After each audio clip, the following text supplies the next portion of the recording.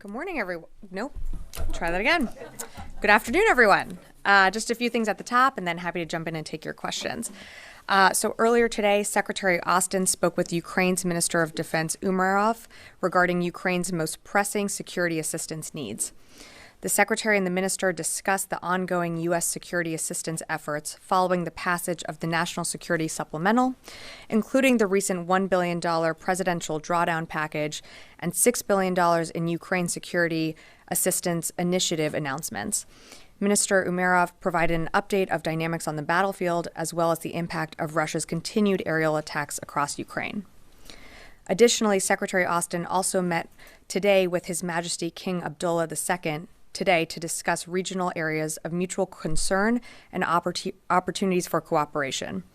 A readout of their meeting will be available on defense.gov later today.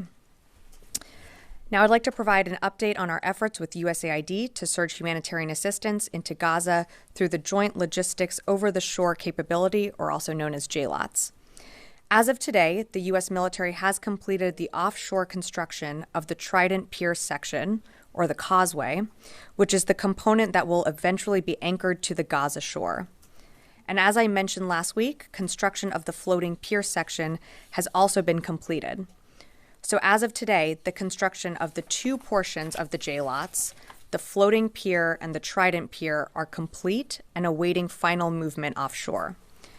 As you know, late last week, CENTCOM temporarily paused moving the floating pier and Trident Pier toward the vicinity of Gaza due to sea state considerations. Today, there are still forecasted high winds and high sea swells, which are causing unsafe conditions for the JLOTS components to be moved. So the pier sections and military vessels involved in its construction are still positioned at the port of Ashdod. However, as CENTCOM stands by to move the pier into position in the near future, and again in partnership with USAID, we're loading humanitarian aid onto the MV Sagamore, which is currently in Cyprus. The Sagamore is a cargo vessel that will use the JLOT system and will make trips between Cyprus and the offshore floating pier as USAID and other partners collect aid from around the world. And as we've previously briefed, aid delivered to the floating pier will then be transloaded onto U.S. military logistics support vessels and subsequently transported to the Trident Pier, or the causeway, where it will be loaded onto trucks for onward delivery and distribution by humanitarian assistance NGOs. Switching gears, I'd like to highlight the start of a new exercise Astral Night, a U.S. European Command integrated air and missile defense capstone exercise, which is part of the Defense Department's large-scale Global Exercise 2024 program. This 2-week exercise, now in its 6th year, will feature live flying and simulated combat scenarios focused in Poland and the Baltic states. Nearly 5,000 military members and more than 50 aircraft from 6 NATO nations, which include Estonia, Latvia, Lithuania, Poland, the United Kingdom, and the United States, will participate side by side, strengthening our ability to operate as one cohesive force. Astral Night underscores the importance of integrated air and missile defense in protecting allied military forces and critical assets from aerial threats such as missiles or drones, and demonstrates our unwavering commitment to the security and readiness of our allies in Europe. And with that, I'd be happy to take your questions. I'll start off with Lita. Thank you, Sabrina. Two things. One, can you give us an update on the soldier who's being held in Russia? Do you have a sense, apparently there's like a July 2nd either trial or some sort of date. Do you have some sort of sense of what's happening there? If you could just fill in the blanks. And do you know, is it a violation of a regulation of some sort? Does he face disciplinary action because he did not seek or receive authorization for the international travel, if that's clear? And then I have a quick follow-up. Okay, so I'll start with this, and then happy to take your additional questions. So for more information, I would refer you to the Army, but what I can tell you from here is that Staff Sergeant Gordon C. Black enlisted in the U.S. Army as an infantryman and was enlisted as an infantryman in 2008. He was most recently assigned to 8th Army, U.S. Forces Korea at Camp Humphreys in the Republic of South Korea. On April 10th, Black out process from 8th Army and signed out on permanent change of station to leave en route to Texas. However, instead of returning to the U.S., Black flew from Korea through China and then to Vladivostok, Russia, for personal reasons. As of right now, Black is currently in a pretrial detention facility. It's my understanding he will remain there until his next hearing, and I'm not sure on that date. I'd refer you to State Department on that. The Army has opened an administrative investigation to determine the facts and the circumstances surrounding his travel. But to your question on, will there be consequences for his actions? That's something that the Army is going to look into through their investigation. But official or any leave to Russia is strictly prohibited, and that's pursuant to the DoD Foreign Clearance Guide, which of course is also informed by the State Department guidelines, which right now I believe that is at I believe it's Category 4, which is do not travel to Russia. So that's the sort of overview of where things stand right now. And then just very quickly on the pier. Sure. Will the Sagamore wait in Cyprus until the pier is actually attached to the shoreline? And at a certain point, do you have sort of even an ETA on when sea states might be calm enough to do it? Is the aid process ready so that once the sea state calms down, that can start? So I believe they will. The Sagamore transiting to the floating pier will happen in conjunction when everything is sort of ready to fit into place. I don't think one would happen without the other. So aid is continuing to get loaded on once the commander feels that the Sagamore is ready to leave and that the sea states have calmed. We will position the JLOTs into place. I don't have an exact date for you because it is, of course, weather and environment depending, but we're hoping for later this week. But that does depend, of course, on the environmental conditions and security conditions as well. But right now we're focused on the environmental conditions surrounding the anchoring of that pier. Laura. Thanks, Sabrina. I have one follow-up and then a different question. Sure.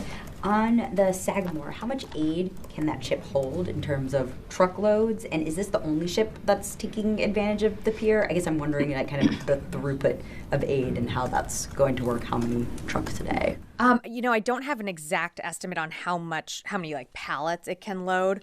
I'm happy to get back to you on that one. I think it will vary just on how much, different things that are packed onto it.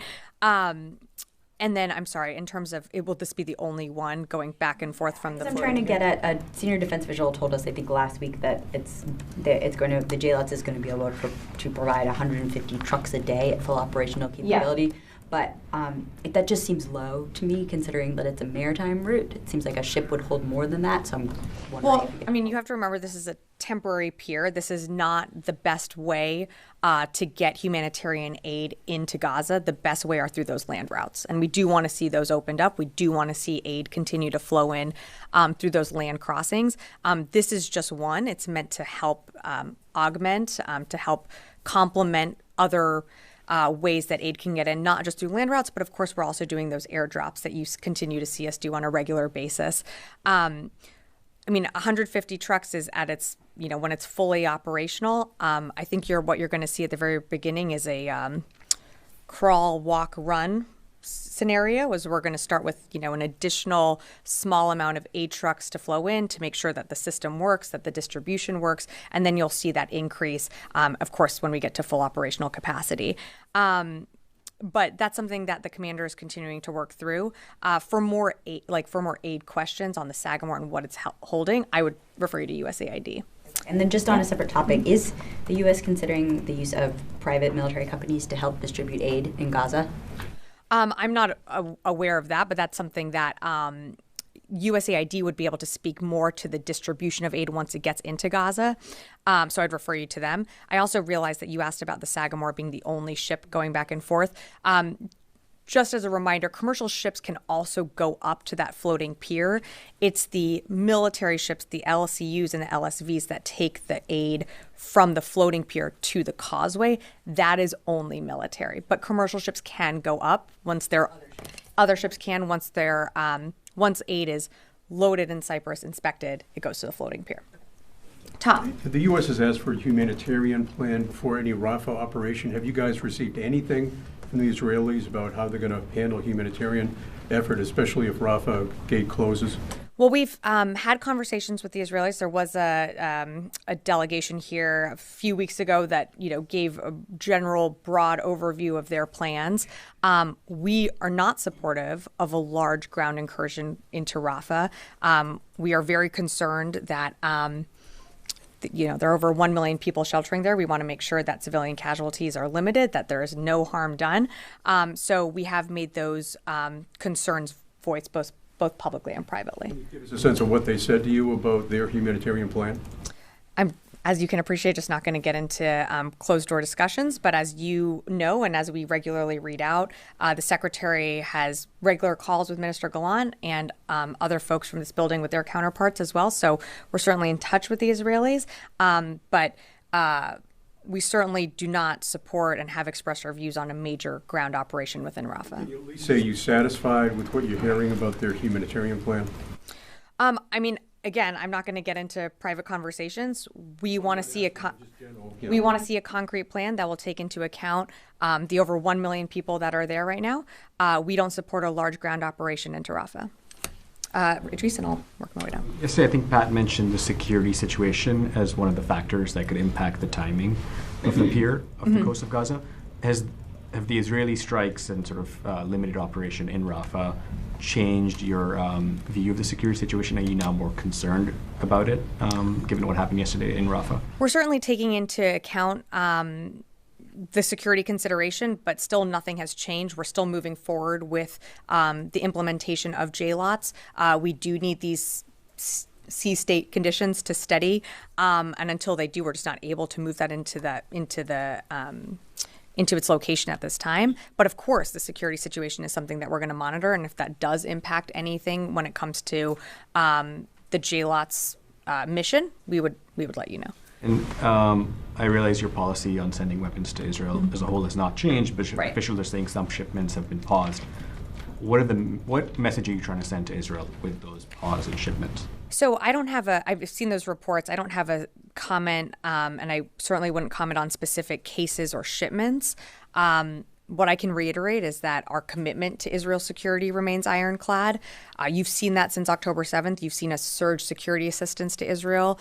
You've seen us come to the defense of Israel as recently as a few weeks ago when Iran launched attacks towards Israel. We also were able to pass an emergency supplemental that surged additional security assistance to Israel. So while I'm not going to comment any further, I can tell you that our commitments to Israel's security remains the same. Fadi. Thank you, Sabrina. Were you given any heads up from your Israeli counterparts about this latest operation into Rafah? What is your understanding? You said we do not support the major operation. Is this part of a major operation or limited? What is the information available to you? Our understanding is that this was a very limited operation designed to cut off Hamas's ability to smuggle more weapons and funding into Gaza. That is our understanding right now. This just happened, I think, very early morning hours here. So we're monitoring the situation. We're in touch with our Israeli counterparts. We're going to see how this unfolds, but I just don't have more for you to offer on what this operation is other than that. Okay, according to the UNRWA, this operation and prior Israeli steps basically cut off all humanitarian aid into Gaza. All crossings are shut down. Salim, this one area, Rafah, obviously. You've been insisting, and the Secretary in every readout, that there should be an urgent increase in humanitarian aid. Is this operation and the closing of the Rafah crossing meet your objectives, in terms of your humanitarian situation in Gaza? Well, we don't support the closing of these land routes. We want to see humanitarian aid to continue to get in. And so I think that was something that the president spoke to in his call with Prime Minister Netanyahu, is that we do want to see these crossings open. Kerem Shalom has been closed for, I think, a bit now. So we do want to see more aid be able to get through these crossings. That is a commitment that the Israeli government has made that they will. Again, we are continuing to monitor the situation on the ground. To Laura's question earlier, we know land routes are the best, most effective, efficient way to get humanitarian aid in. And we know that the humanitarian situation in Gaza is dire. And so people need the medical supplies, the food, the water. That is something that we want to see continue to get in. And we have been told that these crossings will open back up. In the meantime, we've also continued to conduct humanitarian airdrops within Gaza. And should we get to the time and point where we're able to position this temporary pier off the coast of Gaza, that will also help with humanitarian aid getting in.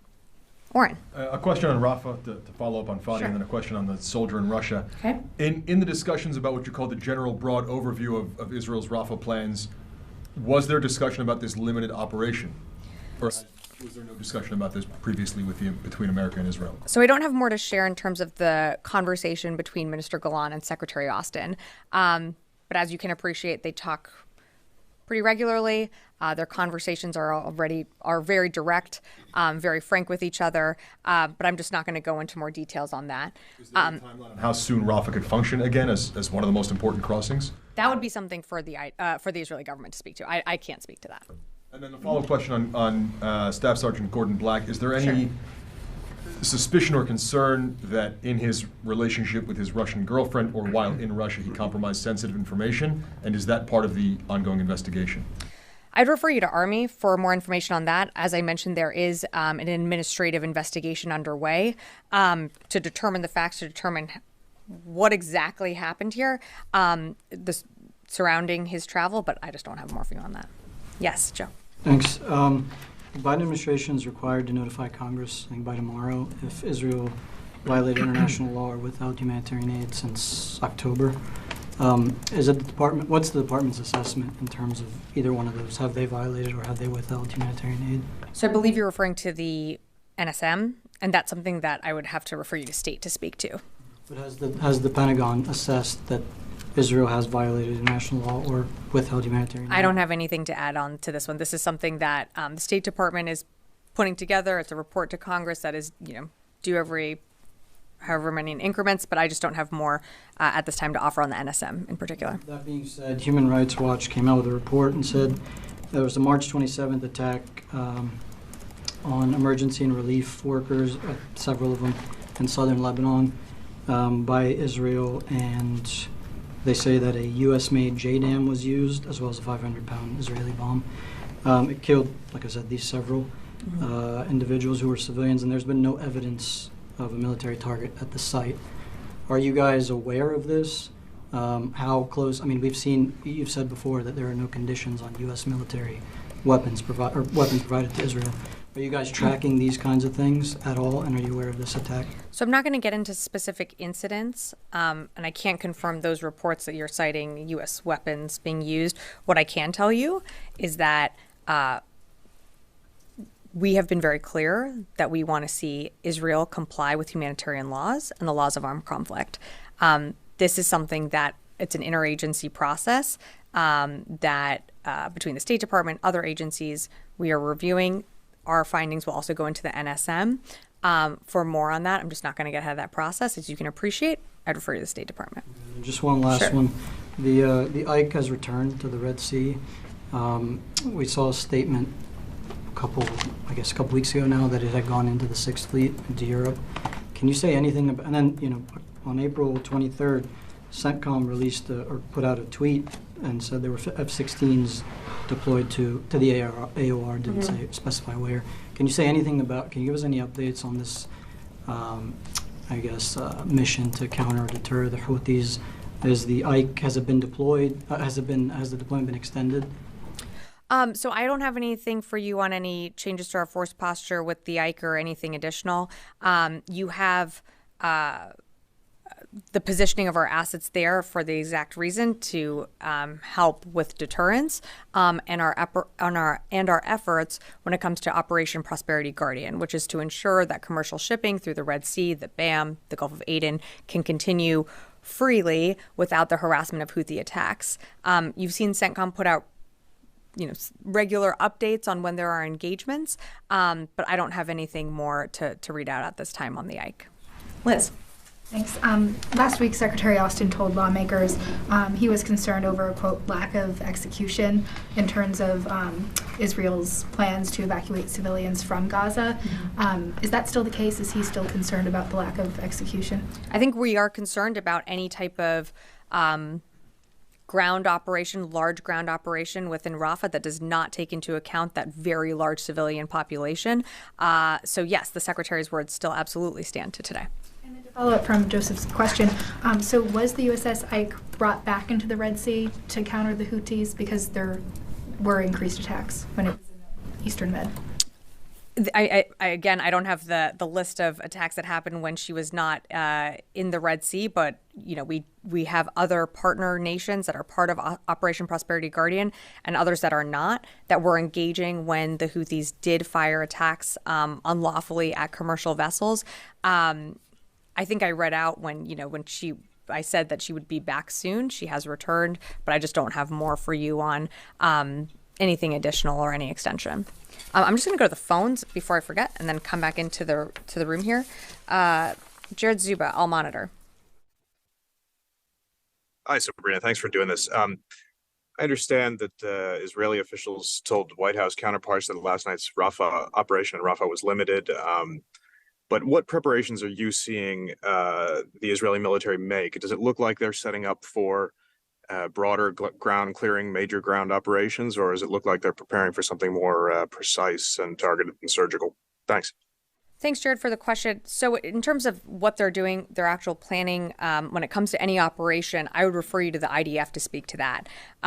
What I can tell you, and I'm not trying to sound like a broken record here, what I can tell you is publicly and privately, we've been very clear that we do not support a large ground incursion into Rafah, given the incredibly large civilian population that is currently sheltered there. And so, I just have to reiterate that point again. All right. Next question, JJ Green, WTOP. Hey, Sabrina, thank you. Two quick questions about the Staff Sergeant Black. First one, can you address the significance of an active duty service member being in Russian custody, given Russia's efforts to, essentially seek out and find and capture Americans and to use them for political purposes or geopolitical purposes? Can you address the significance first of an active duty U.S. service member being in Russian custody?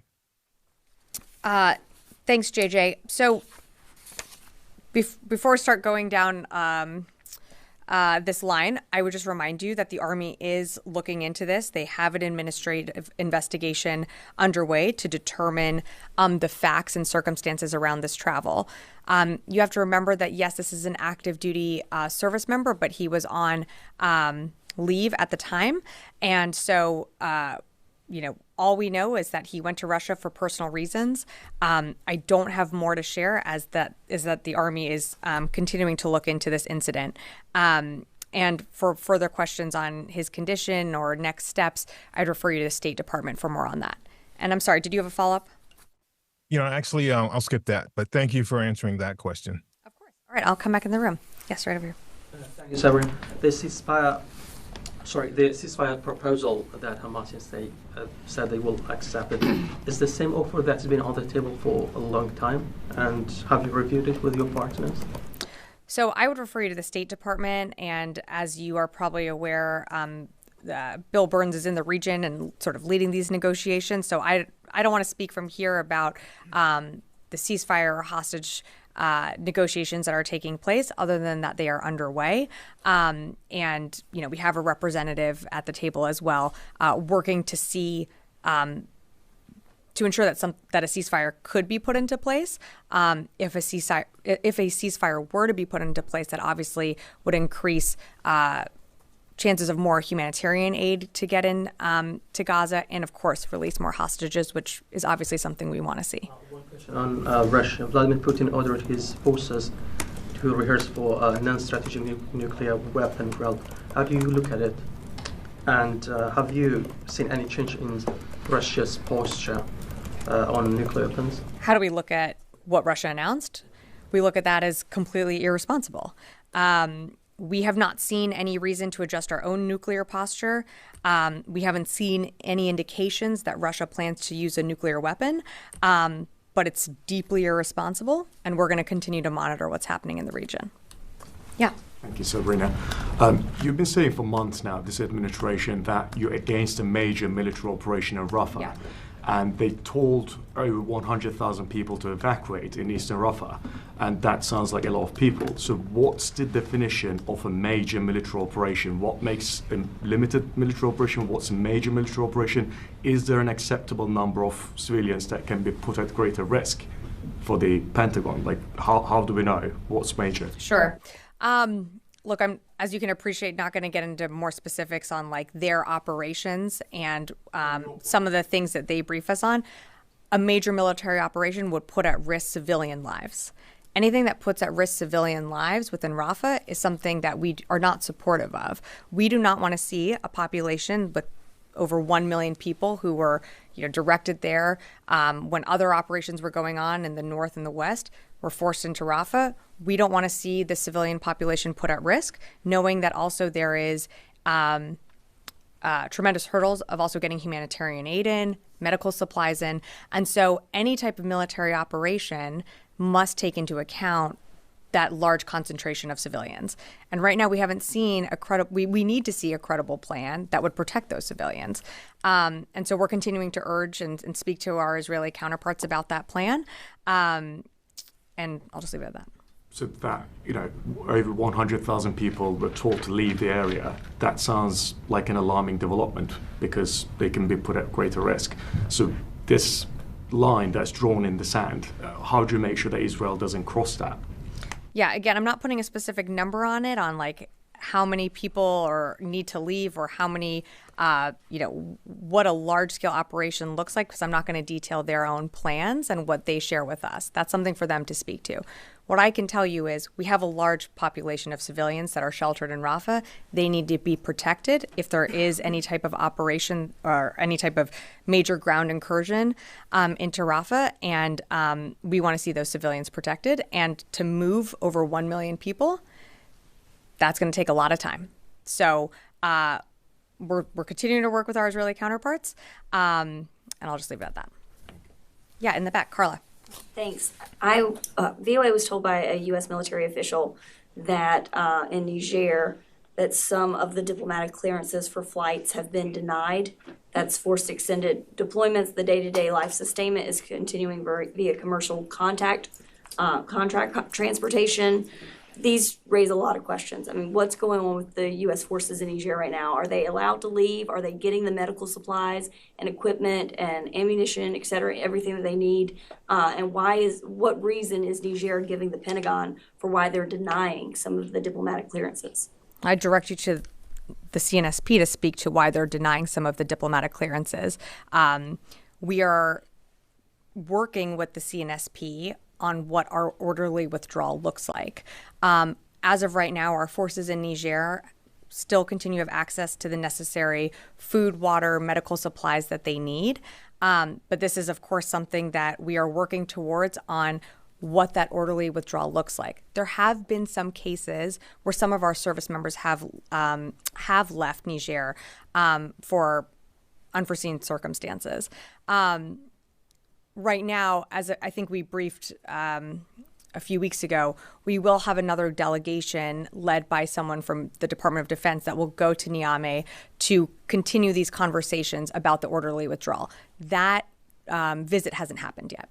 So until that does, and until parameters are put around for these negotiations on what the orderly withdrawal looks like, we're still in a bit of this holding pattern until we can have those conversations. Right.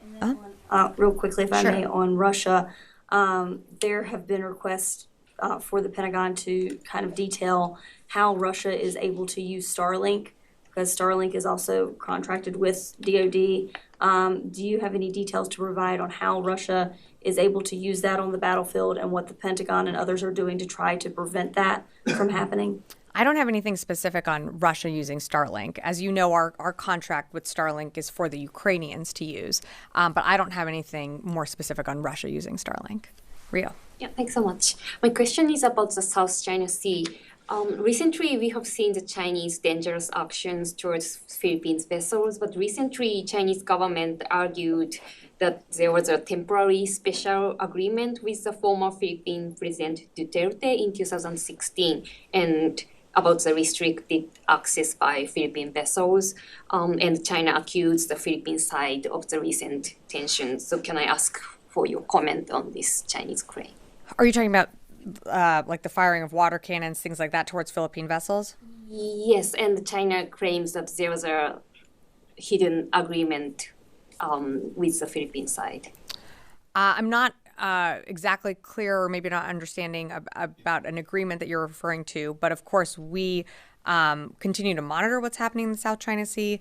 We continue to be alarmed when these incidents happen, whether it be with Philippine vessels or other vessels. We want to be able to see the freedom of navigation to be upheld. So of course we're going to continue to monitor what's happening there with our partners and allies. Yeah. Thank you. My question is about another country in Africa, Chad. Could you give me the update on the situation in Chad? Has the withdrawal been completed, or are there any U.S. personnel remaining in the country? Thanks for the question. So I actually don't have much of an update other than what we provided last week, which is that there were some military personnel that did leave the country, some of which were already scheduled to rotate out. We do still have military personnel in the country at the embassy, but I don't have more of an update for you on that, other than that's basically where we were last week. So the situation has not been changed because there was a presidential election yesterday. Or Today, yeah. We're continuing our conversations with the government, but I just don't have more to share at this time. I'll come back in a sec. Let me just go. I have two more on the phones, and then happy to come back in the room. Heather, USNI. Thanks so much. So the Houthis have said that they're going to stop all ships that enter their operation or zone of operation in the Red Sea. So I have, as well as target ships that they can reach with any of their weapons, including in the Med. So I have two questions. The first is if there's been any talk of updating the presence in the Red Sea in order to combat this latest threat. And then the second one, is there any concerns about, or I guess, how is the U.S. prepared to protect ships that are going to be bringing in aid in the Med to the temporary pier from any potential Houthi attacks, considering that the Houthis might not recognize those as aid ships versus commercial ships going towards Israel? Okay, thanks, Heather, for the question. Well, we candid, I missed a bit of the first part, but in terms of aid ships getting into the Eastern Med, and you're talking about aid being transported from the floating pier to the causeway, as we have said before, we have assurances from the IDF that they would be providing security around that transport. So whether it's any attacks from any group, the IDF, of course, will be providing that security. In terms of, and I apologies, I did miss a little bit of the first part of your question. In terms of any posture changes in the Red Sea, there are no posture changes. Again, Operation Prosperity Guardian is something that continues to work every single day in a coalition to ensure the freedom of navigation through the Red Sea and the Gulf of Aden. I don't have any posture changes to announce today from the podium.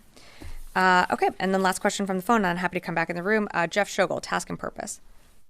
Thank you. I understand the Army has launched an administrative investigation into Staff Sergeant Black. I'm just curious, does DoD have any indications that he may have been lured to Russia as part of an effort by Russian intelligence to detain him? Jeff, Appreciate the question. This is something that the Army is looking into, which is why they've launched an investigation to determine the facts and the circumstances of his travel. And I just don't have anything more to add at this time. Happy to come back in the room. Okay, we'll do 2 more. Joe and 3 more. Here. Egyptian media is showing pictures that General Kirill is in Egypt. Yeah. Can you tell us what he's doing there and if he has any other scheduled?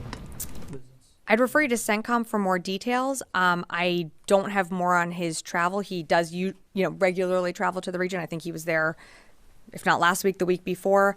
But I don't know his other scheduled stops. But CENTCOM would be able to provide that information. You wouldn't be able to tell me if that's any part of Director Burns' travel to Egypt as well today.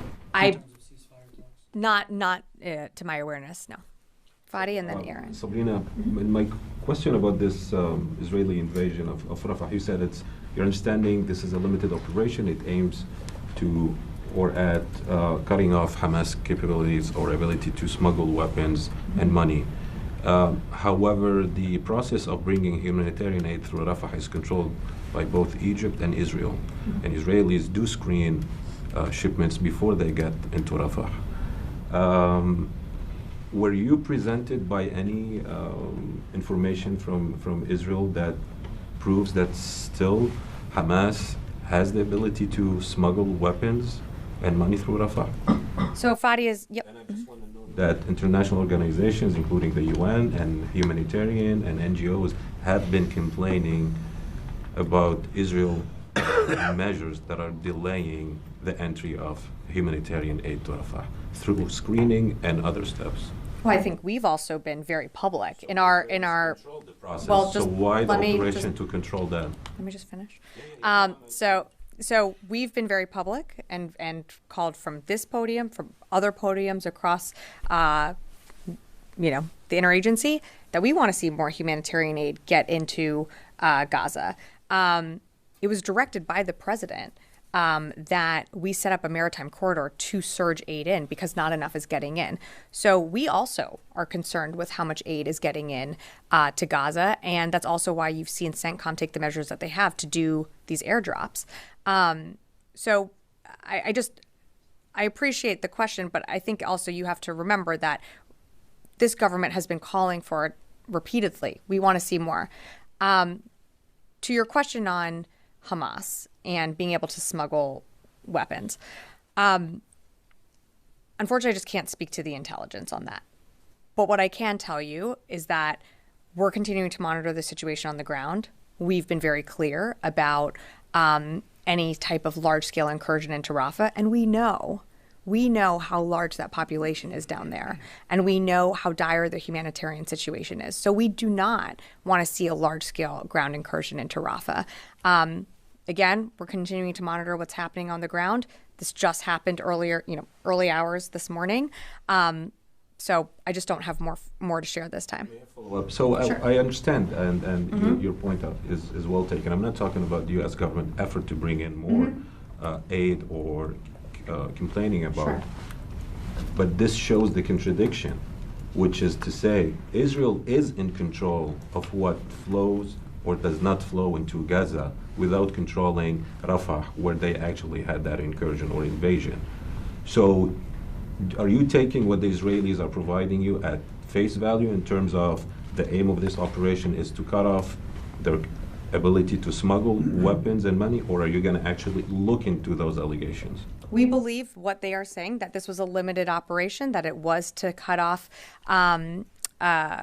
the movement, the traffic of weapons into Gaza through the Rafah crossing. But again, it's something that we're going to continue to monitor. This just happened earlier, a few hours ago. So let us continue to monitor what's happening on the ground. Aaron, last question. Yes, with Israel, you keep using the word ironclad, but now how is it such an ironclad relationship when we have, we're expected to delay the shipments of munitions there? So what makes it so ironclad now that we're delaying shipments? Well, what makes it ironclad, Aaron, is since October 7th, you've seen this government surge humanitarian security assistance and humanitarian support to Israel. So let me just finish. So you've seen us continue to support Israel. I don't need to remind you of the attack that happened a few weeks ago on Israel from Iran, where the U.S. partnered with Israel and other coalition forces to defeat that attack. Again, I don't have a comment on specific cases or shipments, but what I can tell you is through our actions and through what you've seen since October 7th, that's what we mean when our commitment to Israel is ironclad, because we continue to stand by our partner and ally in their fight against a terrorist organization who continues to use civilians as human shields, but we also have hard conversations with our friends. And that's what you continue to see the secretary do at his level and others across this, across the interagency do as well. So yesterday morning, with General Ryder, he stated that we had not seen a detailed plan about Rafah. Had we seen any plan prior to them entering Rafah?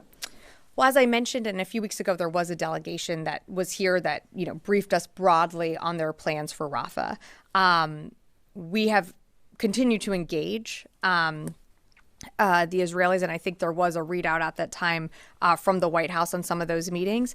We're continuing to engage our Israeli counterparts. I just don't have more to share on their plans. Not the delegation, but yesterday before they entered, did we know that they were going to go? Had they talked to Secretary Austin prior to entering a couple hours before? Yeah, I think I answered that. I think Oren asked that question. Look, I'm just not going to get into more details on the private conversations between Secretary Austin and Minister Gallant.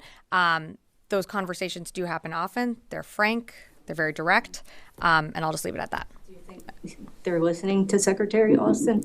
I do. I do actually think that. And the reason why is because since the beginning, we have seen the Israelis, the IDF, make decisions that have been influenced and impacted by conversations with the secretary and other people across this department and the interagency.